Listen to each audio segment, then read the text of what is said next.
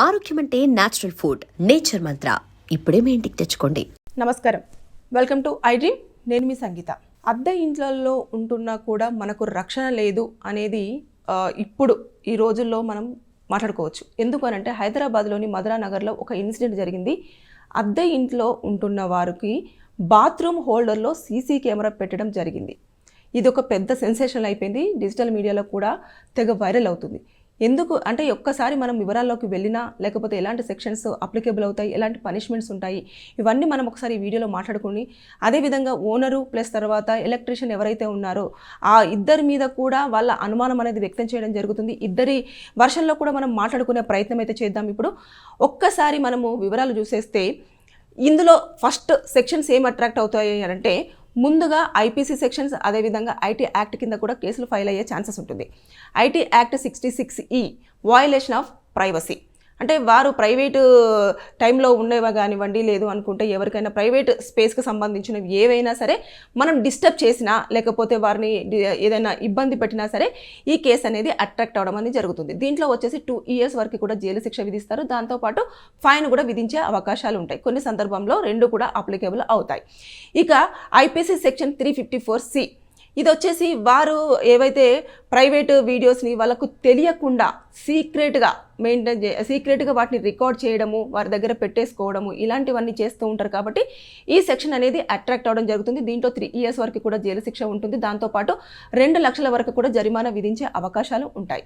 అయితే ఇవన్నీ చూసుకుంటే ఇది ఎప్పుడైతే వారు చేశాను అని ఒప్పుకున్నా, లేకపోతే వారు ఇచ్చిన స్టేట్మెంట్ ఏదైతే ఉంటుందో దాని ప్రకారము, బాధితులు ఎవరైతే ఉంటారో వారు ఇచ్చిన స్టేట్మెంట్ ప్రకారము, అదేవిధంగా ఈ ఎలక్ట్రీషియన్ చింటూ, అదేవిధంగా ఓనర్ అయిన అశోక్, ఈ వీరిద్దరి యొక్క స్టేట్మెంట్ తీసుకున్న తర్వాత వీటితో పాటు ఇంకేమైనా సెక్షన్స్ అట్రాక్ట్ అయినా కూడా దాన్ని అప్లికేబుల్ చేస్తారు. దాంతోపాటు ఈ సెక్షన్స్ ఎక్కడ అట్రాక్ట్ అవుతాయి అనేది కూడా పూర్తి స్థాయిలో మొత్తము ఎంక్వైరీ చేసిన తర్వాత పోలీసులు కేసు అనేది, ఈ సెక్షన్స్ అనేది అప్లికేబుల్ జరుగుతుంది. ఇప్పటికైతే కేసు ఫైల్ అయ్యింది. వాళ్ళు రిటర్న్గా అయితే బాధితులు ఎవరైతే ఉన్నారో కేసు వాళ్ళైతే ఒక రిటర్న్ కంప్లైంట్ అయితే ఇవ్వడం జరిగింది. పోలీసులు కూడా ఇంటి ఓనర్ని, అదేవిధంగా ఎలక్ట్రీషియన్ చింటూని కూడా పిలవడం జరిగింది. వారిని ఇంట్రాగేషన్ అనేది చేస్తూ ఉన్నారు. ఇవి అప్లికేబుల్ అయితే మాత్రం తీసుకెళ్తారు, కోర్టులో ప్రొడ్యూస్ చేస్తారు, రిమాండ్కి పంపించేస్తారు. ఇదంతా కామన్గా ఉండే ప్రాసెసే. ఇప్పుడు మనం ఒకసారి వివరాల్లోకి మొత్తం వెళ్ళి పూర్తి స్థాయిలో మాట్లాడుకుంటే, మధురా నగర్లో వారు 1 year నుంచి వెళ్ళి ఆ ఇంట్లో స్టే చేయడం జరుగుతుంది. రెంటెడ్ హౌస్లో ఉంటున్నప్పుడు వాళ్ళకు ఆ 1 year నుంచి కూడా ఎప్పుడు ఇలాంటి ఇబ్బంది రాలేదు. కానీ రీసెంట్గా ఈ నెల అక్టోబర్ 4వ తేదీన వారి బాత్రూంలో ఉన్న బల్బు హోల్డర్ అనేది కూడా బయటికి ఊడిపోయి వచ్చి కింద వేలాడుతూ ఉంటే ఇంటి ఓనర్కి ఇన్ఫర్మేషన్ అందించారు. వచ్చేసి ఇది ఎలక్ట్రీషియన్ను పిలవండి, లేదు అంటే ఇది పాడైపోయింది, కొంచెం చేపించండి అని చెప్పేసి ఇంటి ఓనర్కి ఇన్ఫర్మేషన్ ఇచ్చారు. ఇచ్చిన తర్వాత అతను ఏం చెప్పాడు, మన ఎలక్ట్రీషియన్ చింటూ వస్తారండి, అతను రావడానికి టైం పడుతుంది అని చెప్పేసి అన్నారంటే, వాళ్ళు జాబ్కి వెళ్ళే టైం అవుతుంది. ఇద్దరు వైఫ్ అండ్ హస్బెండ్ ఇద్దరు కూడా ఒక ప్రైవేట్ కంపెనీలో ఉద్యోగాలు చేస్తారు. వెళ్ళిపోతున్నప్పుడు కీస్ అతనికి ఇచ్చేసి, ఓనర్కి ఇచ్చేసి మీరు చేపించి పెట్టండి అని చెప్పేసి వారు వెళ్ళిపోయారు. వచ్చేసరికి బల్బ్ హోల్డర్ అంతా రెడీ అయిపోయి ఉంది. కాకపోతే దాని చుట్టూ కూడా ఒక వైట్ ప్లాస్టర్ వేసేసి చిన్న స్క్రూను ఒకటి లైట్గా బిగించి ఉండడం జరిగింది.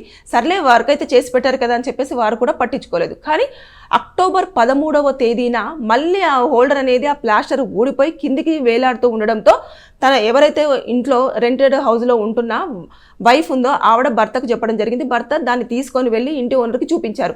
చూపించిన తర్వాత ఇందులో సీసీ కెమెరా కూడా ఉంది అని చెప్పేసి ఆయన ఐడెంటిఫై చేసి ముందు ఓనర్కే చెప్పడం జరిగింది. చెప్పిన తర్వాత ఓనర్ ఏం చేశారంటే ఆ హోల్డర్తో పాటు అందులో ఉన్న సీసీ కెమెరా ఏదైతే ఉంటుందో దాన్ని తీసుకెళ్ళి అందులో ఉన్న రష్ అంతా కూడా ఫార్మేట్ చేయడం జరిగింది.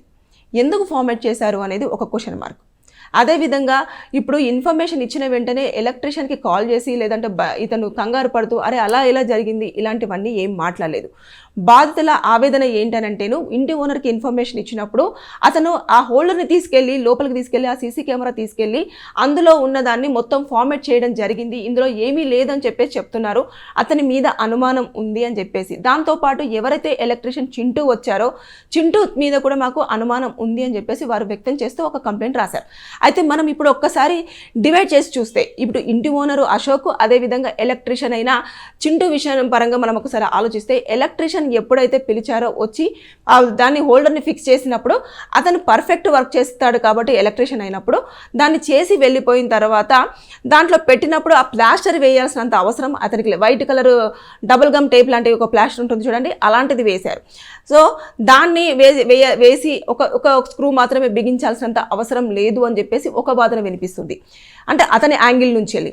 అదేవిధంగా ఇటు ఇంటి ఓనర్ విషయంగా ఒక వాదన ఏమని వినిపిస్తుంది అని అంటే, ఒకవేళ ఎలక్ట్రీషియన్ వెళ్ళిపోయిన తర్వాత కీస్ అతని దగ్గరే ఉన్నాయి కాబట్టి అతనే మళ్ళీ ఆ హోల్డర్కి చుట్టూ కూడా వైట్ ప్లాస్టర్ వేసేసి ఒక చిన్న స్క్రూ లాంటిది అతనే బిగించి దాంట్లో సీసీ కెమెరా పెట్టారేమో, అందుకని చెప్పేసి అతను హోల్డర్ ఊడిపోయింది అని చెప్పేసి అనగానే వెంటనే తీసుకొని వెళ్ళి దాంట్లో ఉన్న రష్ అంతా కూడా ఫార్మేట్ చేయడం జరిగింది అని చెప్పేసి వస్తున్న ఇన్ఫర్మేషన్ బట్టి మనం ఆలోచించవచ్చు. అంటే ఇటు రెండు వాదనలు చూసుకున్నా కూడా ఇదంతా ఒక పక్కనైతే ఇప్పుడు పోలీసులు వారిని పిలిచిన తర్వాత మొత్తం ఇటు వైఫ్ అండ్ హస్బెండ్ బాధితులు ఎవరైతే ఉన్నారో వారు, అదేవిధంగా ఓనర్ అయిన అశోక్, దాంతోపాటు ఎలక్ట్రీషియన్ చింటూ, వీళ్ళందరిది కూడా వారి స్టేట్మెంట్ తీసుకోవడం జరుగుతుంది. తీసుకున్న తర్వాత అప్పుడు ఇంకా కేసు అనేది పెట్టడము ఇదంతా కూడా జరిగే ఇంకా జైలుకి వెళ్ళే ఛాన్సెస్ ఉంటాయి, అది ప్రూవ్ అయితే. మనం ఏంటంటే ఎంత అప్రమత్తంగా ఉండాల్సిన టైం అనంటే, ఇటు ఇంటి ఓనరు తప్పించుకోవడానికి ప్రయత్నం చేస్తున్నాడు, అటు ఎలక్ట్రీషియన్ కూడా నాకు తెలియదు అన్నట్టుగానే బిహేవ్ చేస్తున్నాడు. అది పోలీసులు నిర్ధారణ చేస్తారు ఎవరిది తప్పు ఏంటి అనేది. కానీ మనము ఎంత జాగ్రత్తగా ఉండాలంటే, రక్షణ లేకుండా పోయింది. షాపింగ్ మాల్స్ లేదు అనుకుంటే పెద్ద పెద్ద స్టోర్సు, అదేవిధంగా బాత్రూమ్లలో, వర్క్ స్పేసెస్లలో ఉన్న టాయిలెట్స్లలో ఇలాంటివన్నీ కూడా జరుగుతున్నాయి. సీసీ హిడెన్ కెమెరాస్ అన్నీ కూడా పెట్టేసి దృశ్యాలను అంతా రికార్డ్ చేస్తున్నారు అని చెప్పేసి మనం విన్నాం. కానీ ఈవెన్ మనము రెంట్ ఇస్తూ అద్దె ఉంటున్న ఇంట్లో కూడా రక్షణ లేకుండా పోయింది అని అంటే ఎంత భయపడాల్సినంత విషయం. సో ఇప్పుడు అది G+2 ఫ్లాట్ అపార్ట్మెంట్, ఫస్ట్ ఫ్లోర్లో ఇది జరిగింది. ఆ ఫ్లాట్లో ఒకటే దాంట్లో జరిగిందా, లేకపోతే మిగతా రిమైనింగ్ ఉన్న ఫ్లాట్లలో కూడా పెట్టారా అనేది ఇప్పుడు వాళ్ళు భయాందోళనకు గురవడం జరుగుతుంది. అంటే ఎవరైనా సరే చాలా హ్యాపీగా పీస్ఫుల్గా ఉండేది ఎక్కడ, ఇంట్లో.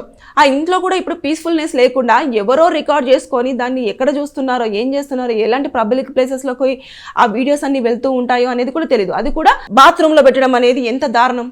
ఆ టైంలో అసలు ఎలా ఉంటామనేది కూడా మనకు తెలియదు. అలాంటి సిచ్యువేషన్స్లలో ఎంత మానసికంగా బాధపడుతూ ఉంటారు. ఇక్కడ ఉన్న ఎవరైతే ఇద్దరు భార్యాభర్తలు ఉన్నారో ఎంత ఆందోళనకు గురవుతున్నారు అంటే, రికార్డింగ్ ఎంత కూడా నిజంగానే ఫార్మేట్ చేశాడా లేదు అనుకుంటా కాపీ చేసుకొని దాన్ని ఫార్మేట్ చేశానని చెప్పేసి చూపిస్తున్నాడు. దాంట్లో అయితే ఇప్పటి వరకు ఎలాంటి రష్ లేదు అని చెప్పేసి చెప్పడం జరుగుతుంది. అంటే ఇవన్నీ కూడా వారికి అనేక అనుమానాలు, అనేక ప్రశ్నలు, అనేకంగా అంటే వాళ్ళు మానసికంగా ఇబ్బంది పడడానికి ఎన్ని స్కోప్స్ ఉన్నాయి. ఇక్కడ వారికి మానసికంగా ఇబ్బంది పెడుతున్నారు కాబట్టి వారు మెంటల్ హరాస్మెంట్ కింద కూడా కేసు ఫైల్ అయ్యే ఛాన్సెస్ ఉంటాయి. దాంతోపాటు భయాందోళనలకు గురి చేస్తున్నారు కాబట్టి థ్రెటనింగ్ లాంటిది కూడా ఉంది కాబట్టి అది కూడా కేసు ఫైల్ అయ్యే ఛాన్సెస్ ఉంటాయి.